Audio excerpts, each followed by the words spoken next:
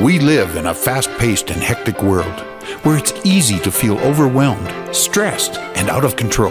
How do you manage all the competing pressures without losing sense of yourself?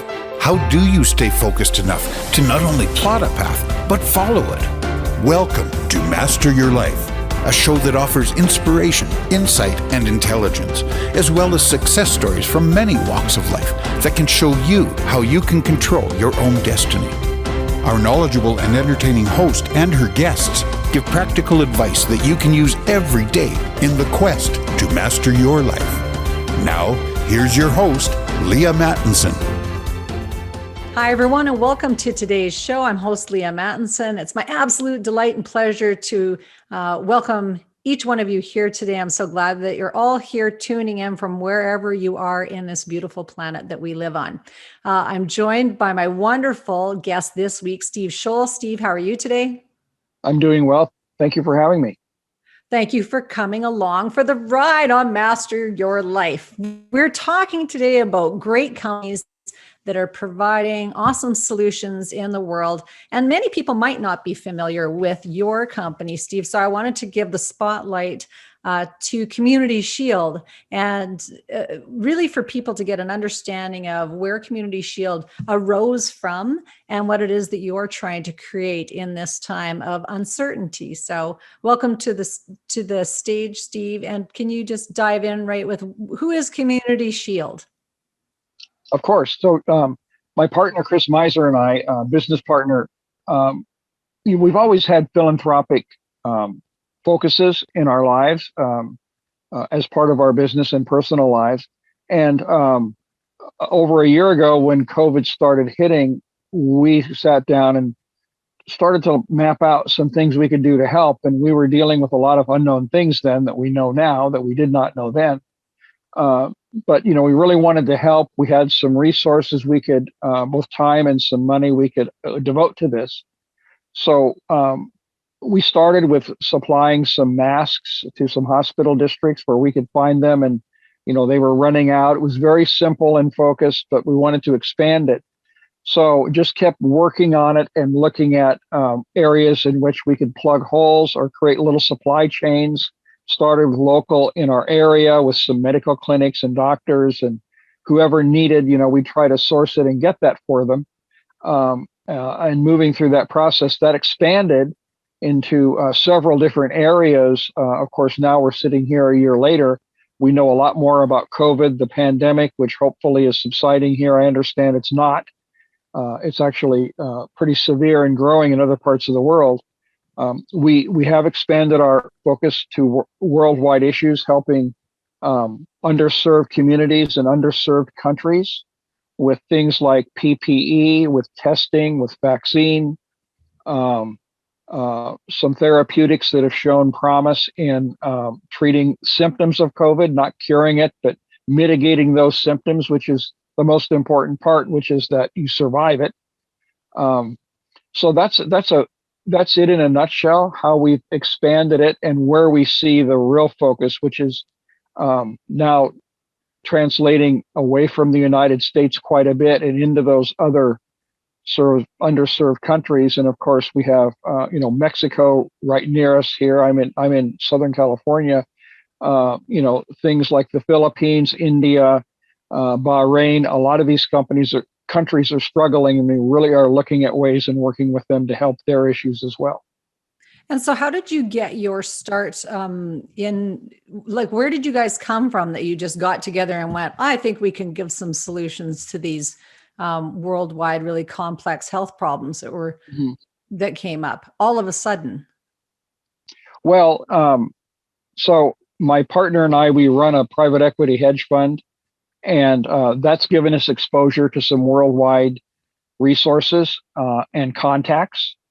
So having those contacts, we were in a good position to use that and leverage both people and some monetary resources to expand out into the areas where we could. I mean, we're just doing our small part, of course. There are others like us as well, people who want to help. So that was our base, and we've been in business in financing for over 25 years, So we have a lot of contacts we've developed over that period of time worldwide.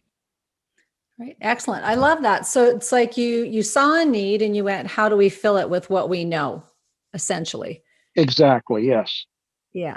Awesome. And so what's the mission now? Like what the mission then sounds like it was very immediate. Like we need to get together and fill some, patch some of the holes and help where we can. Boots on the ground, as I like to call it, meals to the field. Exactly. I like that.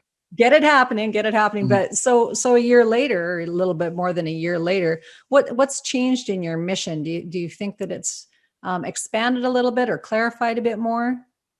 I think both. I think that expansion had to happen over a period of several months or almost a year for us to understand what was out there, what it meant, was it real? I mean, unfortunately, we have a lot of people and products out there that are trying to take advantage of people. We've heard horror stories of countries buying vaccines that were just salt water, and they thought they were getting vaccine. I mean, these are extreme cases, but unfortunately, that's out there, and it does give all of us pause when we're trying to help. Both on who we're trying to help and with us, just to make sure everything's appropriate. So that expansion brought us in a lot of information. Now I do believe we're in the phase of focusing on some real effective products that we've been able to uncover and understand how they can potentially affect not only COVID, of course, because that's always the immediate health issue on everyone's mind worldwide, but now how do we deal with it from a health perspective when COVID's still here, but it's no longer a pandemic? Maybe it's just like the flu, it's always going to be here, or the common cold, we haven't cured that yet, it's always here. And how do we live better, live more effectively and more safely moving forward? So it's been a positive and very innovative experience, and the real testament to that, and we had nothing to do with this, of course, but the whole vaccine worldwide effort to create a vaccine in such a short period of time was a massive, very positive undertaking. So whether you believe in vaccine or not, I'm not saying one way or the other, but I'm saying you see what we can do as a world when we really need to try to come up with solutions to the problem. So we've identified and are focusing more on those solutions that matter most. And it is transitional, but hopefully we got rid of a lot of went through a lot of the information and picked out the best of the best that we can now spend more time on. Yeah, I like that you referenced that, we've had flus around and colds around forever, and we haven't necessarily resolved those things. Again, I'll go back to the farm girl analogy, and that, raised on the farm, is that you expected that it was almost insisted that you be exposed to what would be train theory. So it's like where you live, you're going to uptake a lot of, things that are going to challenge your immune system, but that's actually how you upgrade your immune system. And so it was very natural and normal to be coming upon a normal seasonal flu, maybe even twice a year, because that's how these things migrate across the planet. So that is very pro nature. Those are natural phenomenons, natural occurrences.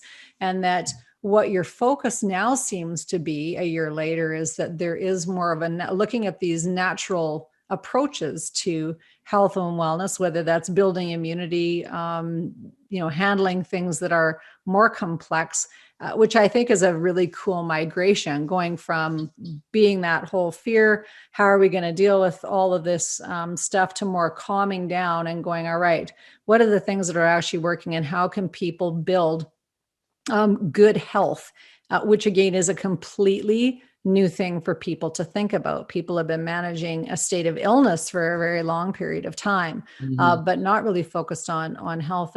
And so have you seen that transition happen over the past few months, Steve? I have. And, first from a personal basis, in looking at all of my experiences in the last year plus, it really comes down to one thing. I mean, we can talk about biocides that clean everything and keep your counters safe for 30 days, the UV lights, which kill everything, including you if you're not careful. Right. But it kills everything. all these things and all these ideas and all these substances and everybody's got a different take on it. And what it really comes down to with we as humans is really one thing. And it's so simple, but so true, is that when we live in this world, we have literally hundreds of millions, maybe more, of microbes that are trying to kill us. And we've got our immune system. I mean, if you think about it, that's it. And that is where the rubber meets the road. That is where the fight takes place. All these other things have started to become nice and appropriate additions and helpful things around us that can minimize a few things here and there. But when you get down to it, no matter what you surround yourself with, unless you're the boy in the bubble, you're going to have a good immune system to fight all these things off. That's what it comes down to in every case worldwide. And that's really kind of my focus now, is that, and our company's focus, because without that, you've really got nothing. Nothing else really helps you. So how does the name Community Shield tie to that immunity? Well, good question. Let me think about that. So Community Shield was based, its name is that of protecting the community. Mm-hmm. And now if you take that to one step further, it's helping protect the individuals in the community. And the immune system is that method of protection. In the end of the investigation, that is the answer, the right answer. Mm-hmm. So that's how we're focused. And we're not completely focused on that, but I would say at the 90% level, because that's kind of where everything led us. No matter what, it all led us there. You wash your hands for what reason? To get rid of bad stuff on your hand that could overwhelm your immune system, because it's not bulletproof. It's not bulletproof for anyone, but we should all give ourselves the chance to be as strong as possible within the capabilities. Yeah. And I love this, like the analogy, when I heard the name Community Shield, I was thinking, I had this like knights in shining armor sort of feeling about it. It's like, what does it actually mean? People get up. Well, that's me. I am that knight in shining armor. That's what that's about. But go ahead. I didn't mean to interrupt. I know. So everyone is like, watch the video. Steve really is the knight in shining armor. Look, there went his horse, his trusty. There you go. There you go. But it's funny. We're saying it tongue in cheek, but that was honestly my first response when I thought Community Shield. That sounds like a great name for somebody that is protecting you. And when you're feeling not protected, that's exactly what you want, is you want yourself to be shielded. And so for me, that made complete sense. But I know it's also used in, UK soccer. So as the first match of, some sort of season of open league soccer. But that's why it's important to actually talk about what this Community Shield is, and for there to be recognition that it's actually this company that's formed as a result of really good guys getting together going, hey, how can we actually help Johnny on the spot, as I like to say, Johnny on the spot with these things that we can see our needs right here, right now. How can we take those things to the people on the front line that are in need that we have in our coffers and get people help right now? And so one of the things with the other businesses that you support is that you're looking at how do you expedite the solution to real people, Johnny on the spot, so that it's fast. It's things that people can do to change their immunity quickly. And that can be life-changing, for many, many people. And let's talk about India a little bit, because I think that this is an interesting case in point right now, because they do have an exploding reality of what's going on over there, of a lot of people having very poor immunity and very poor access to resources. What do you say to them, or how are you helping them to transition this time, Steve? Or do you have some stories or intel?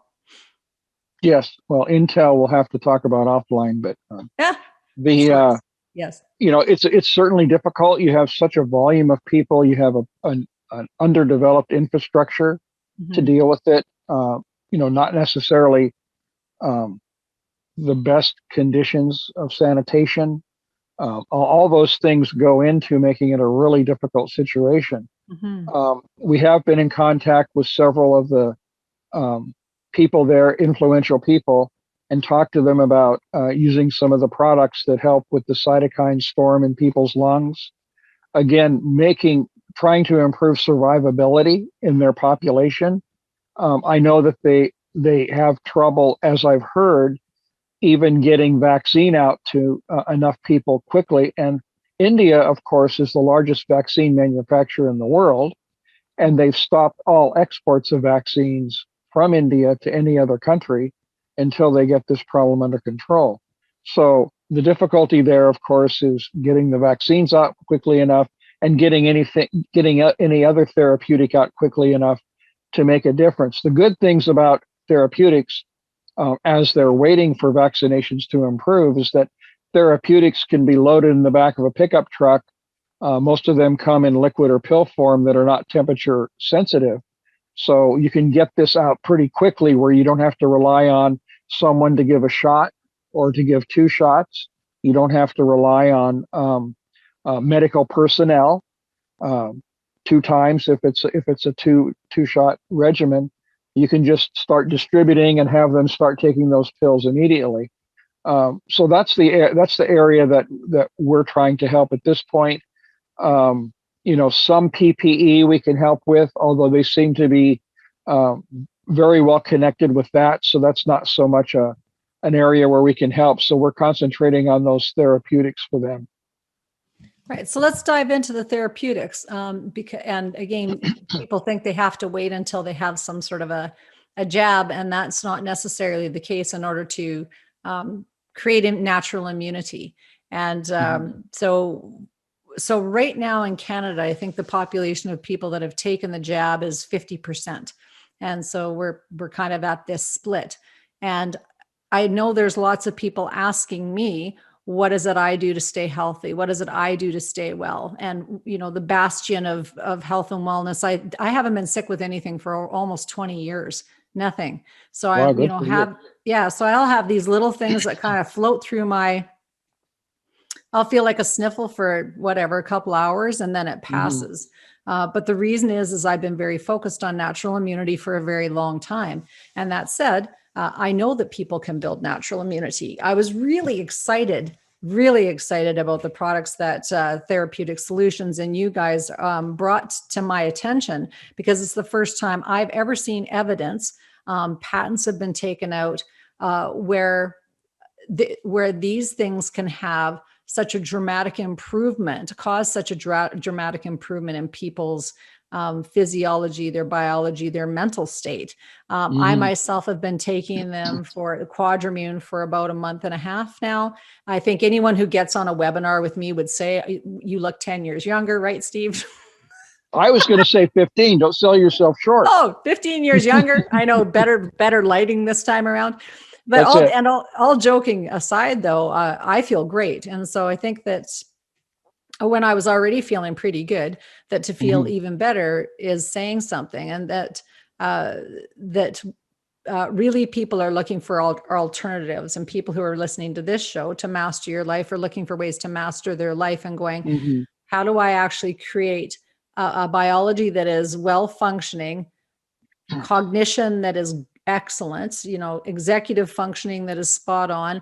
I don't want to be addicted to a bunch of things, and I want to keep my own personal physiology, to myself. And so how do I do that? And through these nutraceutical products that you guys brought to my attention is a very real way of impacting health and wellness really quickly, very, very quickly. So can you talk about just how you see I know you don't like to get into the science of the therapeutics, but some stories about what you've seen from your vantage point.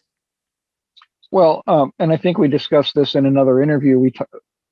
When we started researching therapeutic solutions for investment, We started, we found very interesting things with, it started with the blood test that could predict suicide, which is in and of itself separate from this conversation, but also a major part of our society, a problem. So that's ongoing, and that's what got our attention initially. And then we started to look at other patents that Therapeutic had filed, and then we took that into the clinical trials that they conducted, all of which are on government websites. So there's no fluff here. I mean, this is real data, which of course, as investors, that's what we're looking for, is real verifiable data, real intellectual property, things that really work, because that's what's really going to sell and really going to help people. About half of our investments are in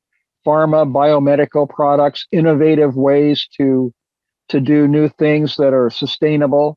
That's where we focus about half our investment dollars in the fund. So we have familiarity in biomedical devices and products and, new innovative processes, et cetera. So, having that focus and interest, this really piqued our interest, because a company like Therapeutic Solutions checks all the boxes.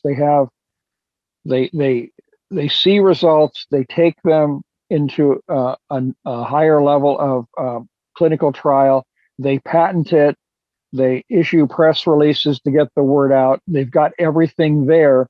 And visiting their facilities, of course, it's top class people, top class equipment, high attention paid to non-contamination, clean rooms, et cetera, et cetera. Everything is done perfectly, and they insist on that. It has to be exactly perfect. So, in going through all of our due diligence, we saw just irrefutable evidence of people being helped. And again, this is not just a one-trick pony, if you will. It's it helps in brain injuries. It helps in diabetes. It helps in a couple of cancers. We're not saying it helps in all cancers, but we've looked at only 2 that it does make a difference in. We do see differences. And then some of the effects of COVID, again, we're not curing COVID, but some of those effects, it actually is very instrumental. And this is proven by blood tests and the amount of NK cells that are generated and focused, that have been proven by blood tests, that help your immune system then go and do what it's made to do, and that's fight things. So, and as Tim Dixon says in his interview, it doesn't just make it build it up, it's to upregulate or downregulate to put it in the position it needs to be. And that's what it is, because if it's overregulating, then you start to get into some of these autoimmune diseases where your immune system, just because it's so strong, is attacking your own body. So that's really the key. And those are the areas those nuances are number one, made me start taking it, because I certainly don't take everything we invest in. Otherwise, I'd be spending my day taking pills. But I just found this to be so unique in this industry. And everyone I've talked to that's taken it, certainly we have a lot of medical professionals we have access to from over the years, where we've done transactions with them or invested with them. And, we took it to many of those medical professionals at some top name universities, and they looked at it and said, it looks good to them. So we just found nothing negative about the product, the results, the underlying scientific evidence. We found no negatives. It just was all pointing to a very positive result. And then, as I've taken it for about 6 months. And, I noticed many differences in my life, nothing dramatic, but, feel better, sleep at night, my knees don't hurt, all those little things that were kind of naggy things that, whether it was caused from inflammation or immune system deficiencies or different balances that are now obviously back in more closely balanced the way they need to be. And that was without changing any of your other lifestyle factors, Steve? Correct. Yeah, because I think that's very set in my ways. It's hard to change. once an alligator hunter, always an That's alligator right. That's right. the tiger tamer. That's Yes, right. sir. Yes, ma'am. Exactly. So I think that it's a very interesting idea for people to kind of think about the amount of vetting that's been done. Because in clinical studies and trials and all that, things get shut down pretty quickly when the science doesn't compute at this level of expectancy for you to be able to change how your body is functioning. But in my experience over the past decades of trying different things out, a lot of the science and research just wasn't there to back it up, and so there was a lot of trial and error that ended up with me spending a lot of money and not getting really any results, and therefore I didn't really want to promote anything until now. And then when I was reading the patents and stuff, I went, honestly, people have to know about this, because the show exists because we have this neurological disease in the family, Huntington's disease, and my heart's desire is for people's neurology to be well, because I can see what the downside is to all of this neurological malfunction. Because there's many things that are bad, so depression, suicide ideation, anxiety. It's like having post-traumatic stress disorder. It's been described as having multiple personality disorder, Alzheimer's, cancer, and Parkinson's all at the same time. And so that is all brain inflammation, brain and body inflammation. So when these products came across my radar and the studies, I was absolutely gobsmacked, going, you've got to be kidding me. It's just, what? You've got to be kidding me. You can actually take this and this is what's going to happen, because that has been like absolutely, in my mind and in my research, not evident anywhere else. So again, very excited to bring your community Shield and all the products that you're bringing forward onto the show and onto the stage to give a platform for people who are really looking for some alternatives to how do I take back my health and wellness. You can go for coaching, you can go for counseling, you can have been on medication, you could be seeing a psychiatrist, a psychologist, all of these things, and still not getting any results in your life. And it's because you've got brain problems, typically. Anything from addictions to self-harm, and the list goes on and on. But generally failing in life is caused from brain inflammation. And to have products that you can take and that you can tell a difference in a very short period of time, you can test them on yourself. So that you become your own human laboratory of going, well, how does this make me feel better? So even if it's something, to your point, Steve, that it's your knees feel a little bit better, for some people, that's huge. Like they can't get up and play with their grandchildren. Like I can't even imagine that, not being able to get up and play actively with the grandkids. I was on the trampoline this weekend with my two grandsons, and they're all their little neighborhood friends having a blast. I'd never be able to do that if my joints were hurting. Like so your mobility and your enjoyment in life is, affected by not having good health. And a lot of people couldn't see a way to having good health, without spending, hundreds of dollars of money going to the gym, getting expensive gym memberships, paying for training, going on crazy fad diets. The list goes on and on. So when you've got something, that's why I asked you, did you change anything in your lifestyle to actually get that result? And you said no. It's like, okay, this is important, because again, a lot of people have this misnomer, this misinformation idea that they need to change something else in order to feel well. And you don't necessarily need to, by having this level of product at your availability. So I just wanted to highlight that, I guess. Yes, highlight that. So do you have plans on trying any of your own other products in the near future? Or are you just happy with the Quadrimune? Well, I'm kind of a cautious individual by nature. So the answer is yes, but it's hard to let go of the Quadrimune, right? I mean, So I need to understand better. Is it a combination or is it instead of? I don't have that answer today. Mm-hmm. For me, answer might be different for different people. Right. I know other people that take quadrimune, nanostilbene, and projuvenol all. Mm-hmm. But you asked me a very key question: did I change anything else? So I want to understand. For me, taking, for example, nanostilbene with quadrimune Mm-hmm. or instead of quadrimune, and see how that works, and find some combinations that are potentially better for me. I feel so good now. It's kind of hard for me to imagine anything doing things much better. I'm the same as you. Now, I can't claim the 20 years, but I can certainly claim the last couple of years, Mm-hmm. as having no sniffles or just things go away in a day.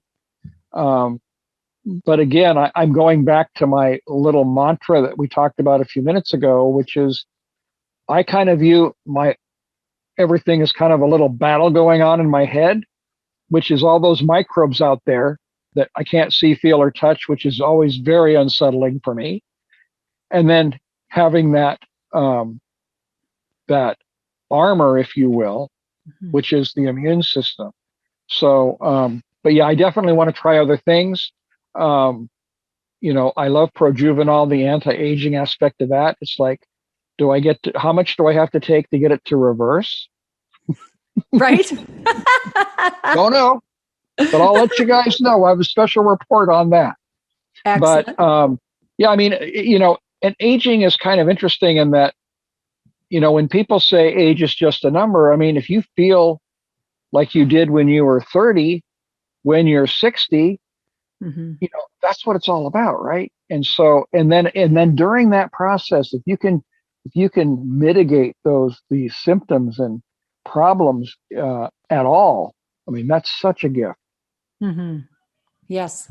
A gift that you give to yourself and to your family. Yes, Yes. absolutely. And Yes. from our standpoint, we feel it's important enough that we invested not only in the company our time, but I mean, we're taking it ourselves. I mean, this is not just something that this is good for you, this is good for us, we're doing it. Mm-hmm. You know, my partner in 𝑸𝒖𝒐𝒕𝒂𝒃𝒍𝒆, Chris Miser, he takes a couple of the things, and he has and I'll let you talk to him about it specifically, but he has things, painful things, joints and things, and he had neck injuries. He's heavy into black arts, martial arts. He has a black belt in martial arts. Cut that part. Whoops. Did I say that out loud? I'm sorry. So he has a black belt in martial arts. So he has, neck injury problems and shoulder problems. And I actually asked him the other day specifically because he's taking quadrimune. What happened? He says, those have gone away for the most part. And I've known him for 15 years. Yeah. He's always been complaining about, oh, I hurt, this. I mean, he's not a whiner, but, he feels it and, mentions it on occasion. Said it's for his exact words are, for the most part, that's gone. Now, to me, that's dramatic stuff. Mm-hmm. Mm-hmm. I mean, and this is not, I mean, he's not going to tell me something that's not true. I mean, this is a transformation for the man. Yeah. And I hear this quite often. Mm-hmm. And you don't need to be 65 or 55 years old to be taking this stuff. Getting ahead of things earlier on is always better in terms of maintaining your physical body. And I hadn't even really thought about it, but again, I've been taking stuff for about 6 weeks, and I started doing kettlebells again about 2 weeks ago. And I thought, I'm going to probably have some problems. I broke my wrist about 4 years ago, and that's took a little bit to heal up. Mm-hmm. And then I thought, that'll probably be sore. I haven't been sore at all. Like doing kettlebells, I should be sore. Nope. Yes. Yeah. Yes. Not at all. So, pretty amazing. The way that it can help your body to be well ahead of the game, I think, is kind of the way that things are trending in terms of life mastery, is being ventative about these things, as opposed to dealing with things after the injuries happen. Yeah, We'll much easier, isn't it? Yeah, we'll evolve there eventually. Mm-hmm. But when you guys say you got skin in the game, I really appreciate that, because not only have you got, you're trying things out. When people ask me, who do I think I am to suggest what people might take, might make them feel good, I say, no one's got more skin in the game than me. No one, Mm-hmm. because if I am unwell, I am going to really be unwell. I know what's coming down the pipe. So I know what potentially could be coming down the pipe. And yes. And so I've got a lot of skin in the game when I say, or, advise people about what they could contemplate discovering for themselves. Because there's a big cost to, losing not just your physical mobility, but your cognition, your emotional control. So yeah, would be my entire business, all my personal relationships. And I have cousins that are the same age as me that are institutionalized in long-term care facilities. And they've been institutionalized for 10 years. Two female cousins and they, one of them was a nurse. So these are not people who were not intelligent. They were born with complete intelligence, great health, good vitality, wonderful personalities, and just the progression of this disease for some people. So like I say, that whole skin in the game, when I'm trying things out, it's because I want to really be well. And because I see what the consequences are. And so I was, again, felt like, holy, how did this happen that I managed to meet up with you guys? But all things in divine and right timing, that you guys have products that are for really good, high potency neurological products. And so for people with concussions, dementia, which again is something that we see in lots of people who have neurological diseases that take them out of the game way too early. Like, you should be living life, having a good time, and things should be on an even keel when you're progressing through your life. And when that doesn't happen, it absolutely robs you of any kind of normal life, and your bank account gets decimated very, very quickly when you've got neurological problems that you might not even identify as your neurology, because you might be thinking you have a personality problem. Well, I'm just weak-willed. That's why I can't do all this stuff. It's like, no, stop telling yourself that. It's like your brain is malfunctioning. And so I'm fairly passionate about it. But because I see the consequences of not being able to take care of that organ that makes all the decisions, like your mind leads your chi, your mind leads your life experience. And so if you're in a state of fear around having any kind of immunity issues, that creates imprints on your brain also. And you guys are doing things through Community Shield that are really helping on a global level to help to bring down that fear factor by giving practical solutions and interventions to not just the people in the US and not just people in your neighborhood and community, but also on a worldwide scale. And so I do want to just take a moment to acknowledge that, because I think that is a huge undertaking now. And it is just as easy sometimes to stay in your own bubble. I mean, why are you here? Why do you feel like you need to do this work, Steve? Because you could just as easily say, you know what, seems like a lot of hassle. I'm going to go chase some crocodiles or alligators today. But you didn't. You went, we've got some things. So what is it for you guys? What is your why? Well, our innate want to help other people, and help. And I don't want to get too ambitious with this, but like, I want to save the world. I mean, we all have to do our own little part, whatever we can, to help accomplish that goal, to help the world get better. And certainly the COVID pandemic focused us more specifically on that. We've always had that interest. We've always had philanthropic efforts me from the 70s, donating my time or money to different things that I was involved in. But that focus that COVID created really was impactful to both Chris and myself, in that, we could see the process, we could see the issue clearly, and we could see from our perspective methods by which we could help. And so, that put us into action, because if we can make a difference, that's what life's all about to us. If we can help anybody, that's what we want to do. Love it. Let's talk about one of your old projects. We don't need to go back to the 70s, but can you talk and share about you shared before we jumped on this interview about a not-for-profit that you were involved with that worked in the prison system. Can you talk a little bit about that? Yes. So back in 2004, I created a nonprofit called Dr. Prison. I think the connotation is obvious. And so Dr. Prison was developed as a specific focus to help people who were going into jail or prison for the very first time, and they were scared, and to give them a heads up as to what they were going to encounter and how to deal with it. And we gave them counseling sessions with real people from prisons and jails, and real gang members. And I'm talking about the real tough guys. I mean, from the Crips to people who are in for life for murder, what they call shot callers, guys that run areas of the prison, white supremacists. We had all of those factions helping, and I should say they were white supremacists. They are not now. All these people now have turned, that we used on our teams, back into licensed counselors, and we're now helping.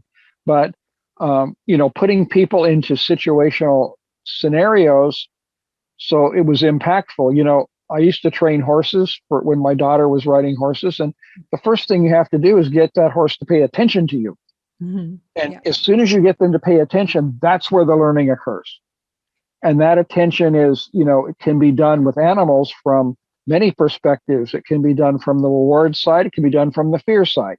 Mm-hmm. So we found that a level of concern and fear with humans was the best method by which they would learn quickly in a situation. So we would have, if we were sitting at a mall restaurant, let's say food court, somebody they didn't know would just come up and start, sitting down and yelling at them, or they didn't think it was anything to do with us, and we would assess how they would react to that situation, and then they would learn from that experience. Right. So, I mean, what do you do when you're sitting there for lunch and some guy comes up and says, "You give me your lunch or I'm going to knife you at 3 p.m. in the shower"? Mm-hmm. What do? Do you just give him your lunch?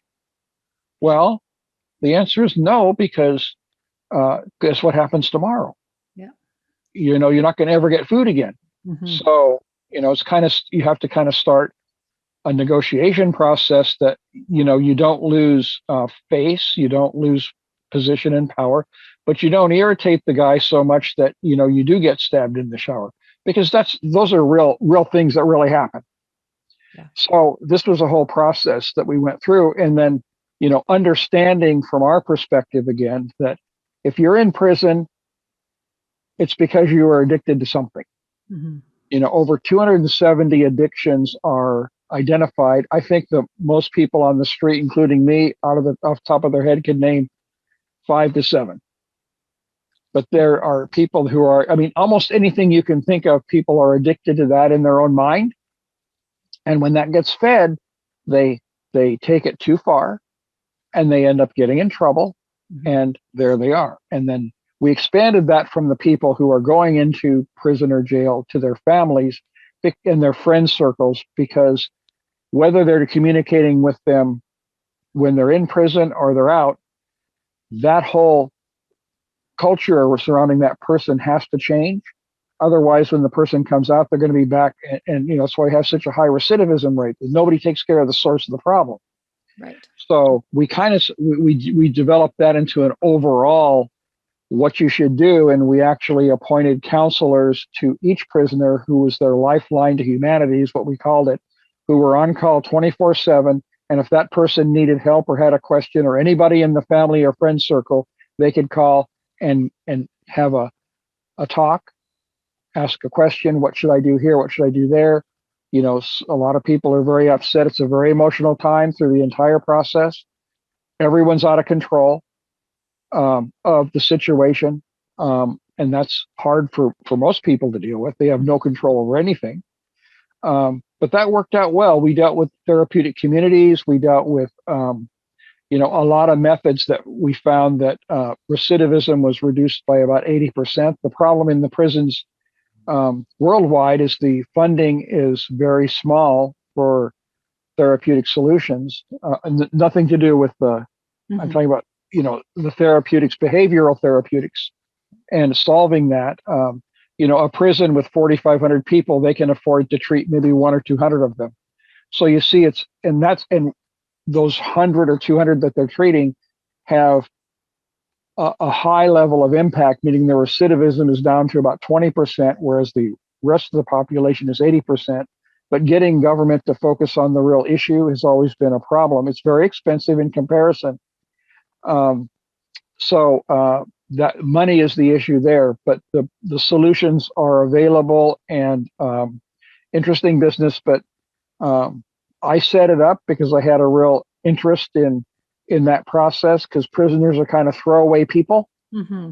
If you did something wrong and you're going to jail or prison, it's like, oh, well, you deserve it. Well, you're one of those. And so I went into it for that, and then ended up turning it over to the people the counselors who did have prison experience, meaning they were in jail or prison and are now licensed counselors. So they're running that whole nonprofit now.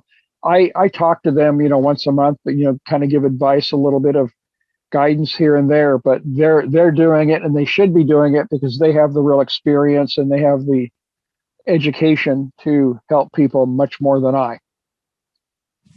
Yeah, I love it. So thank you for your huge heart for humanity, Steve. I think that's just so apparent with your, through all the work that you've done. And thanks also to Chris Miser for bringing Community Shield to the forefront. I sure hope you'll come back for another interview. We're out of time for today. But I'd love to talk more about, in particular, this case of the prison system, because as awareness rises about what really causes people to behave the way that they behave, more and more evidence comes out that it is really brain malfunction. And so Yes. Through generational brain malfunction, how can we fix that? How can we, and do we have a solution closer at hand than what we think? And I sure hope you'll come back to talk about that on another episode. Would love to, and thank you for inviting me. Awesome.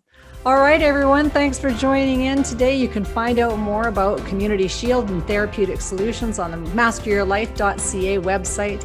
We invite everyone to love yourselves, love each other, mind your minds. That's all for us. Bye for now. Thank you for being a part of our program today.